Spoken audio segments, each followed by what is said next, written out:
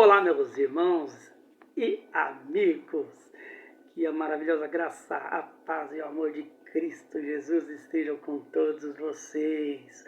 Vamos explanar mais um pouquinho da palavra de Deus e hoje, como título, eu quero deixar o pleno conhecimento da vontade de Deus.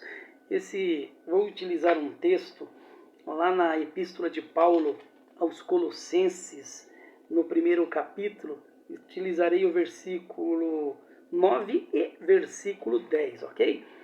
Paulo orando aos Colossenses, ele diz assim: por esta razão, também nós, desde o dia em que o ouvimos, não cessamos de orar por vocês e pedir que transbordem de pleno conhecimento da sua vontade, em toda a sabedoria e entendimento espiritual, a fim de viver de modo digno do Senhor, para o seu inteiro agrado, frutificando em toda boa obra e crescendo no pleno conhecimento de Deus.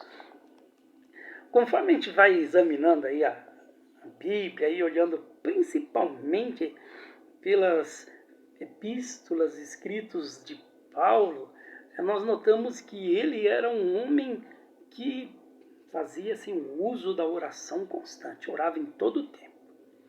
E não são poucas as passagens que ele ora e que também estimula os seus ouvintes a orar. E assim ele está também assim, nos estimulando a orar através dos seus escritos. E nessa oração, é uma oração bonita, gente. Eu li só o versículo 9 e 10, mas depois vocês leiam a oração completa nos demais versículos, né? Os anteriores e depois os posteriores. Então ele deixa registrado lá que não deixemos de orar por vocês, né? Nós estamos deixando de orar por vocês. E também pedir que sejam cheios de pleno conhecimento da vontade de Deus, com toda a sabedoria e entendimento espiritual. Então, vejam só que o apóstolo aí nessa oração, ele estava aí manifestando o seu anseio para que a comunidade de Colossos crescesse a cada dia. De que forma? Em direção da vontade de Deus, do conhecimento e da vontade de Deus. Aí eu quero primeiro falar de um trecho aqui do versículo 10, que é muito interessante. Olha assim, ele diz assim: para viver de modo digno para o seu inteiro agrado de Deus. Então, agradando a Deus em tudo. Então, diante de nós está aí esse grande desafio, agradar em tudo a Deus. Por que é um grande desafio? Porque é natural, gente, para nós fazermos aquilo que queremos, em favor de nós mesmos. E sem contar que vivemos ainda em uma sociedade cada vez mais individualista. Então vivemos em tempo em que a grande maioria das pessoas pensam apenas em agradar a si mesmos. É um momento aí em que as vãs filosofias, o apego ao prazer, vem crescendo e são cada vez mais dominantes e estão dominando as pessoas. Então nós somos chamados aí através dessa oração e desse texto para agradar em primeiro lugar ao nosso Pai Celestial. Com amor, não por obrigação, com amor. Então como que podemos fazer isso? Esse aqui é o X da questão, como agradar ao Pai. Primeiro, através da nossa obediência, obedecer a cada circunstância. E segundo pela nossa atitude. Não adianta só ficar Na teoria tem que ter prática. Então, para que isso ocorra, para nos auxiliar, para nos ajudar nessa obediência, nessa prática, na nossa atitude, nós precisamos utilizar todos os meios que estão à nossa disposição. E quais são esses meios que a Bíblia nos coloca à disposição? A oração, a meditação, o estudo das Escrituras, da Palavra de Deus, mas tudo pelo poder, debaixo do poder do Espírito Santo. Porque é assim que se concretiza esse devido crescimento espiritual. E esse crescimento espiritual, ele gera, ele vai gerar um povo que, além de conhecer o Senhor, nosso Deus, também origina, pelo versículo 10, o fruto de boas obras, gente.